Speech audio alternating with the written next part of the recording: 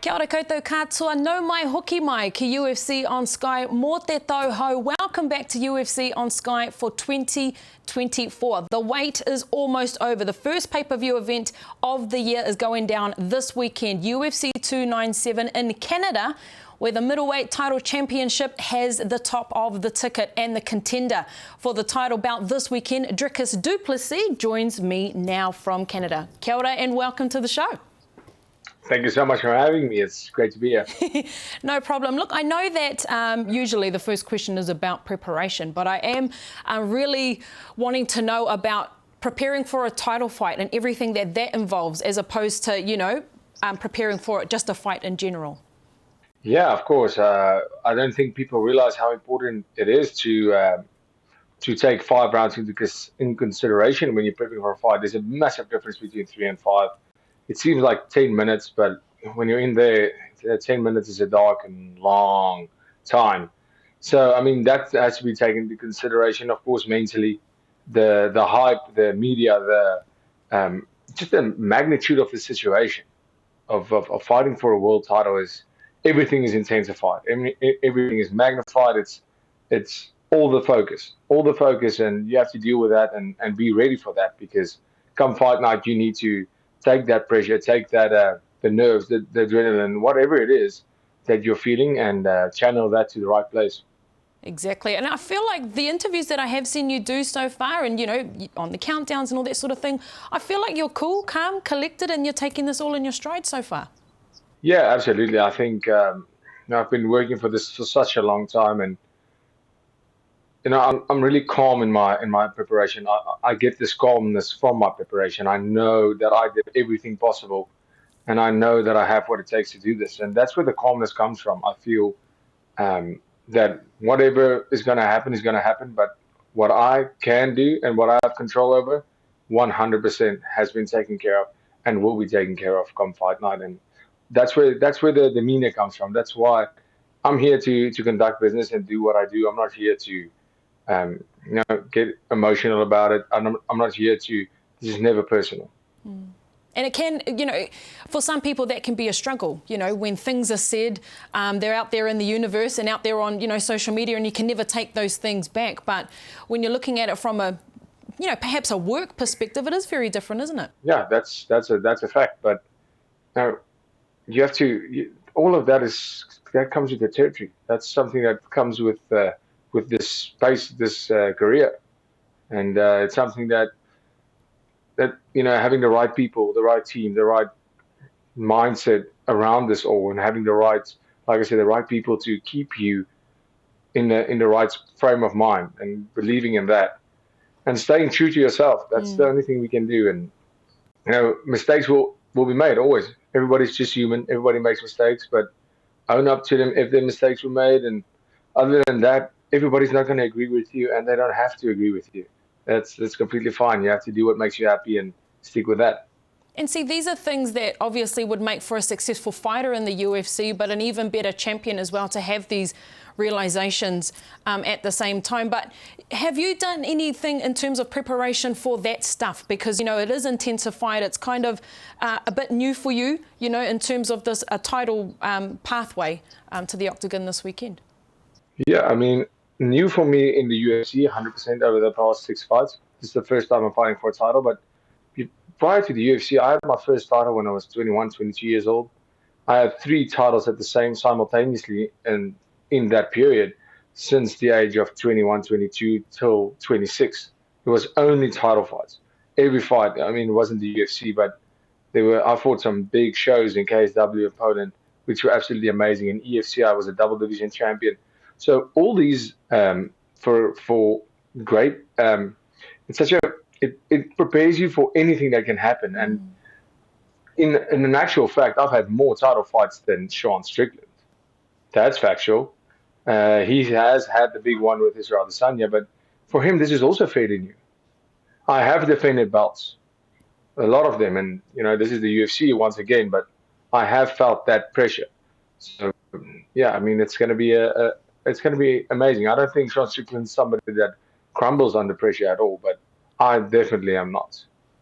Do you think that it is probably a little bit different now because Sean Strickland came in as the underdog in that fight against Israel in Sydney on enemy territory, got the belt, but it's a bit different when you are the title holder. Yeah, I think it influences people in both ways, good and bad. You know, some people, once they're the champion, they start behaving like a champion. Some people, well, so far we haven't seen that, but some people, once they get to the title, it's almost like mission accomplished for them. And we see that very often. A lot of people just getting into the UFC is mission accomplished for them. Other people, you know, once they get that world title, that's for them. That is everything. They got it. And for me, it's everything too. But I don't want to be another champion. I need to do something spectacular. And that's where the difference comes in. What's your goal? What do you want to achieve? Did you want to achieve being UFC champion, or do you want to do something more and, you know, leave a legacy? Because that is legacy right there. But, you know, how big do you want your legacy to be? Look, everyone has a chance to win that title when they step into the octagon. When you watched Strickland and Adesanya, did you ever think that you'd be fighting for the title against Sean Strickland? And while I watched that fight, I was shocked. Strickland put up an amazing performance in beating Adesanya, and yeah, he deserves that belt through and through. He really worked for it. He put up an incredible performance. But for me, like I said, it's never personal. As soon as Strickland got that belt, as soon as they raised his hand, my focus immediately shifted towards Sean Strickland. What I did think was, okay, now the whole division opens up, because Adesanya was at the top for so long that finding contenders was hard, and now the whole division was available again. But I didn't mind. I didn't mind if they didn't want to give me that title shot. I would have fought the next guy in line and beat him to get that title shot. Now, like I said, I'm only concerned about the things that I can control, and that's be in great shape, be the best fighter every time I show up, whether it's a title fight or not. Be the best prepared that I can be. And that's what I do. Now I got the title shot. Everything worked out the way it should, and order was restored, because I did deserve that title shot, in my opinion. Absolutely did, and congratulations for that win over Robert Thank Whittaker. you so much. That was an amazing performance that night, and of course, all the fans are going to be looking for a lot of the same this time around as well. When you did watch Strickland and Adesanya, did you see things that you know you can capitalise on? Yeah, I think Sean Adesanya definitely allowed Sean Strickland to 100% fight the way he wants to. And he imposed it on Adesanya beautifully. And with his defense, to be just a guy to wait for one big shot, it's not going to wait. It's not going to work. And that's what Adesanya did wrong, I feel. Strickland put him against the fence with his back and kept the pressure on him and did what he did best. He did what he does, and that was incredible. You know, so I mean, for me, you're not gonna bully me in that sense that you're gonna just push me up against the fence. I won't allow that. Won't happen. Look, I know that all the attention, and so it should be, is on Sean Strickland, but is a fight against Adesanya something that you do want in the future? There was a lot of hype around it. That was the way it was supposed to go. But when it's all is said and done, whether it's for a title or not in the future, would you want to have that fight? Absolutely, I would love that fight. You know, taking care of business is the very first priority. I'm not even considering anybody else than Sean Strickland right now, but that's definitely a fight I would love in the future. Yeah, and it would be one that we'd all love to watch as well. Look, we spoke a little bit off camera about our giant South African community that we do have here in New Zealand. Well, I'm actually going to my kickboxing coach's house this weekend to watch you in action. You actually know him, BB Gunn, who you competed with in the EFC many years ago. So shout out to you, Coach. Hopefully I get in his good graces. But talking about that community here in South Auckland, you have a huge fan base. I want to know, what is it like in South Africa? Because I feel like there's not many fighters coming out of there at your level anyway. What is the state of MMA in South Africa right now? Oh, it's flourishing. It's doing absolutely great. I mean, for me, it's a massive honor for me, and my teammate Cameron Simon has been doing great in the UFC, and just to show them that we live there, we train there in South Africa, and being able to fight for a world title, that is motivational for each and every one training out of Africa and South Africa. My teammates at CIT, my gym in Victoria, we have guys that are on this level for sure. We have a couple that are going to be coming through right now. I guess as a pioneer in this day and age, there were guys before me, but they paved the way. They weren't necessarily ready for this level yet at that stage, but where it is right now in South Africa, we are ready. We know what it takes, and we know how to prepare. And the mistakes that I've made in the UFC and getting here, now we have a more direct path because we've proven we've proven to the UFC that we can be trusted and that we can deliver world caliber fighters, and that's going to open the doors. Like myself and Cameron, that's going to open doors for more guys from South Africa, and to get that opportunity, and also get more people involved in the sport and around the sport. But right now in South Africa, it looks like the Springboks are playing for the World Cup final again. It's insane. I was waiting for you to bring this up, actually. Well, can you help me?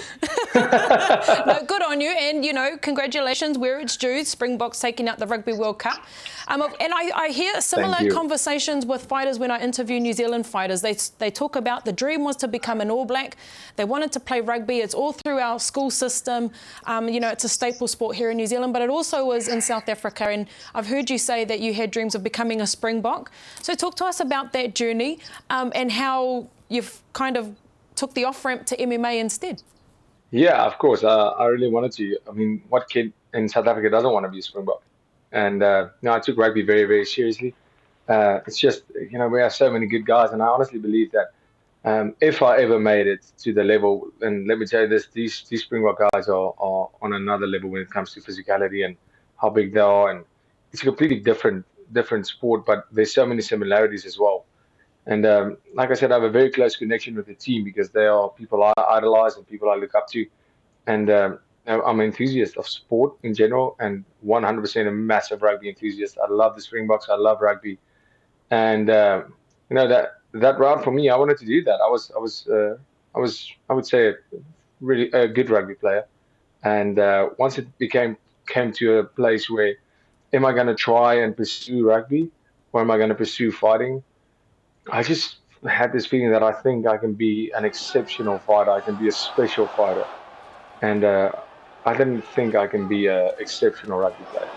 I knew I was good. I could be a good rugby player, but I didn't want to be good. There's a lot of good people. I wanted to be exceptional, and fighting was that. I had something special when it came to fighting, how I understand it, how passionate I was about it, and still am, how much I love it. It doesn't take away my passion for rugby, but it's just knowing that I love fighting more, and I'm much better at it. Well, good on you. It makes perfect sense. But in saying that, yes, South Africa, very big, very strong. And we actually see this from you when you're fighting in the octagon, very much like a Springbok rugby player. Built different, that's it. It's the same, like bullish, bull in a china shop type of style. But look, when you saw the Springboks, raise that trophy and win the Rugby World Cup, was that a bit of motivation for you to go, you know what, I'm going to take over the world one day too? Oh, absolutely. I mean, going there, I was live in Paris watching that final. It was one of the single most incredible moments of my whole life. Watching the guys and embracing them afterwards, it was so special. I mean, that was history being made. And yeah, like you said, even at that stage, we didn't even know that I'm fighting for world title. But how does that not motivate you and motivate that uplifts a whole nation, just like this win would uplift the whole nation, because it's not just a win for the box or a win for me. This is much bigger than that. This is inspiring a nation, even despite all the setbacks, even despite all the hurdles that we have to jump through and all the bad stuff happening. But there's so many good things, and no matter what the situation, we can do it right there from home. And if you inspire one kid, one person, to go out there and dare to be great, that's a mission accomplished. And I mean, with the box, if you watch that World Cup, you cannot help but be inspired. When they returned and did the country tour, the amount of people that were absolutely going crazy and just celebrating being South African, that's what makes you proud to be a South African. See people come together and loving and being so proud of being it. And I would love to create that same unity and get South Africa to feel that way, because me as a South African felt that way, and it's an amazing feeling. And you know what? The real cool thing about it is that you're trailblazing in your own right. So I know that all the South Africans have been in my ear. I have many of them as my friends talking about you and what I'm going to say to you. And I'll ask him this and I'll ask him that. But you can just feel that love and that unity, of you all as a people. And it's really cool. Yeah, well, that means the world to me. It's an amazing country. I mean, yeah, we have our ups and downs, but I wouldn't be anywhere else in the world. I love South Africa and its people. We are everywhere you go in the world, you can spot a South African from a mile away. Yeah, or hear them. That's the accent. Oh, yeah, then that's what I was going to say next. Well, look, and they are super loud. Oh, yes. In a good way. Yeah. Yeah, for sure. That's where the party's happening. Yeah. But look, we are here in New Zealand still a bit heartbroken about the whole Rugby World Cup ordeal. But again, congratulations. And, we expect great things from you on the weekend. I just wanted to chuck something else in the mix.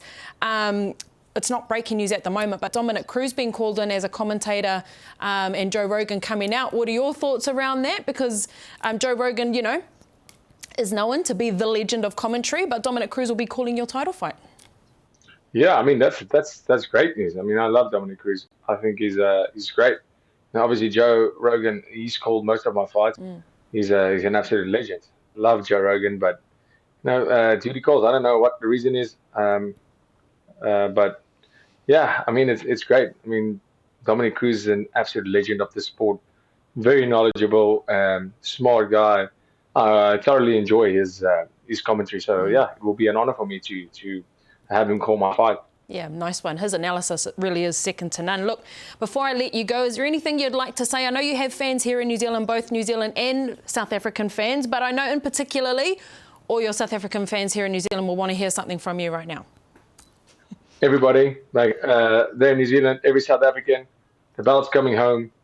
I know you miss South Africa. I know there's a big part of you that miss South Africa. And we miss you right back. It's amazing to hear that we make an impact everywhere we go. And this belt is coming home, and I'm doing it for each and every one of you. Thank you so much. Legend Dricus, all the very best for this weekend. And hopefully you will be taking that belt home. Appreciate it. Thank you. UFC featherweight Arnold Allen is back in action this weekend at UFC 297, and he joins me now from Canada also. Kia ora, Arnold, and welcome back to the show. Hey, what's up? Thank you. Hey, look, I just asked you a question about UFC fighters having interviews on their bed but on fight week, but you bring up a great point about cutting weight and things like that. So talk to us about the process that's going on right now. So I just had tacos, actually. Me and my nutritionist have a thing, and it's Taco Tuesday. Every Tuesday we get tacos. So I just had my beef tacos, and I'm drinking loads of water, trying to lose some weight. Look, it's not the worst life. What the tacos, okay. Is that everywhere around the world you're having Taco Tuesdays? Yeah. Whenever it's fight week, Taco Tuesday. So where are your favourite tacos around the world so far? The best ones I've had are in Nashville so far. Nashville, Tennessee, they have the best tacos. Shout out Nashville. Weirdly. Yeah, weirdly enough. But cool. Look, besides that, you're on the ground in Canada, obviously, getting ready for another big fight. How has it all been going? And talk to us about camp as well. Yeah, it's been good. It's been it was a tough, grueling camp. Had a lot of tough guys coming in to work with and push the paces. I'm working with a great team up at TriStar. And it's been really good. It's tough. It's one of those camps you like to put behind you because it's been hard work, but it's necessary, and I feel ready to go. Look, I wanted to say in your last fight against Max Holloway, although you didn't get the result, I did also want to say congratulations. That was such a great fight to watch and such a great performance. I'm really interested to know that although it wasn't the result you wanted, what did you take away from that fight? Thanks firstly. But, losing sucks, but it's a motivator. You go back to the drawing board and you have to pick up and fix the problems and get better. And it gives you a little bit more motivation to go back to the gym and fix those little issues, the things that you thought you had down packed, and gives you a whole new sort of outlook and motivation, and it humbles you in a way, like to realize maybe you're not as good as you thought you are, so you have to get even better. Not that you're not a humble person, to be fair. Yeah. You're quite quiet. quiet and polite and lovely. But when you think about that loss, because you made your debut in 2015, right? Went undefeated up until that fight. But does it add something to your toolbox that you never knew you needed? You know, you can take, cause like Max is probably, he's like a 5-round cardio king. So fighting like someone like that and trying to push the pace with him and knowing I can go 5 rounds with someone like that is definitely confident building for, especially in a 3-round fight, you know. Yeah, most definitely. That part of it did come into play, but still, it's such a great fight to have. And would that ever be a fight you'd want to run back? Yeah, absolutely. You know, you always want to correct your losses, and I sort of still sometimes stand with, you want to be the champion or want to be the best, you have to beat Max Holloway. You know, the champ did it a few times, so yeah, he's the man to beat. Absolutely. Actually, funny you say that, because there's been, you know, a bit of debate about who is the GOAT, you know, of the featherweight division. People say Max, people say Volk, people say Jose Aldo. Yeah. Who would you say in your mind, besides yourself? Yeah, I think Volkanovski's on the way to doing it, really. I think he has to be the number 1 at the minute. He has to be the guy. Yeah, he is on a pretty good trajectory. It'll be interesting to see. I'll talk to you a little bit more about him after, actually, and your predictions with that title fight coming up next. But look, your opponent, he's on a bit of a tear himself, coming through the division. Yeah. In my opinion, you obviously have a bit more experience fighting the top guys more than this guy has. But what does he bring to the fight this weekend? You know, he's a very confident guy, comes from a great team. He's undefeated, like you say. And, it's the main thing. He's going to be very confident. He's excited. He gets better every fight. Every time I watch him, he looks better. He's not the same old guy every fight. So, we've got our hands full with a tough test. But I believe beating him is going to put me back in there with the elites and put me back in the that running for a title shot. Absolutely, and that was the very next thing I was going to ask you. You are ranked 4th right now. The featherweight division is pretty much on fire in terms of active fighters and those who, you know, anyone in the top 5, maybe even more than that, could jump into a title fight at any given time. But title, you know, obviously still in your sights, and you've got quite the road to get there. Yeah, that's it. And, you know, a lot of people were saying, oh, I should have got a title before the Holloway fight, but again, I was more than happy to take that. And this guy, he's a little bit lower in the rankings, but to be honest, I think he's a tougher test than some of the guys that are ranked higher than him. So, you know, a lot of guys kind of try and poach names that are higher ranked but easier fights. But no, I was more than happy for this challenge, and I think I can get the job done. I thought there was a little while there that you did fight in the UK predominantly for a little while, but now you're out, you're travelling around the world. How does that come into things in terms of your preparation and getting that experience, even more experience? Yeah, I was back in the UK training at Team Renegade for a little while, and it was perfect really for the 3 fights I had while I was back home. It was all tall strikers, and like Renegade is kind of notorious for having a lot of tall strikers at the gym. And I was traveling around back to Montreal and training at TriStar for a bit. Then they offered this opponent, and it kind of, a lot of the training partners here perfectly suited for this opportunity. So it's been great. Yeah, nice. It's early in the year too. Would you want to, you know, hopefully get in for another one before the year is out? Yeah, absolutely. It's always nice to get one in January, so you take a couple of months off and then try and get one in the middle of the year. Then you've got space at the end. Yeah, nice one. Look, when you mentioned about people saying that you should have had a title fight before fighting Max Holloway, I was one of those people. I said it on this show, actually, as I didn't know why you wouldn't, because up until that point you were undefeated and been in the UFC for, you know, since 2015. But, you know, how did you take that? Because I know that, you know, sometimes you can say, oh, you know, I'll just take the next guy and whatever, because I kind of feel this happened to Leon Edwards as well. Yeah, it did.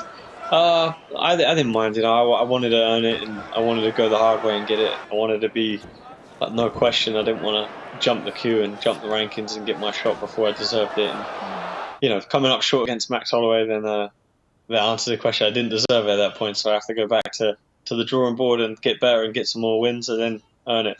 Yeah, fair enough. Look, this weekend in Canada, what kind of a show are you wanting to put on for fans? I want to go out there and dominate and, you know, show guys the level I am, show them where I am in the division, and show them I'm here. You know, I'm still knocking at the door. Yeah, nice one. Look, I do want to get back to, there are a couple of featherweight fights coming up. We've got Brian Ortega up against Yair Rodriguez. Brian Ortega's been out for a little while. How do you see that fight going? Yeah. I think Yair's going to take that one. I think he'll take it on the feet. Yeah, Yair Rodriguez is an absolute unpredictable specimen of a striker, isn't he? Whereas Ortega, as we know, on the ground, yeah, absolutely is. And of course, Alexander Volkanovski putting that featherweight strap up for grabs against Ilia Topuria. The next, you know, big major pay-per-view. How do you see that fight going? I think Volk's going to win. You know, hopefully we see the best version of him. A bit funny with the camp, obviously getting knocked out. I think it was October, wasn't it? Like jumping straight into camp after that is a bit rough, but yeah, hopefully we see the best version of him, and I think he should get the job done.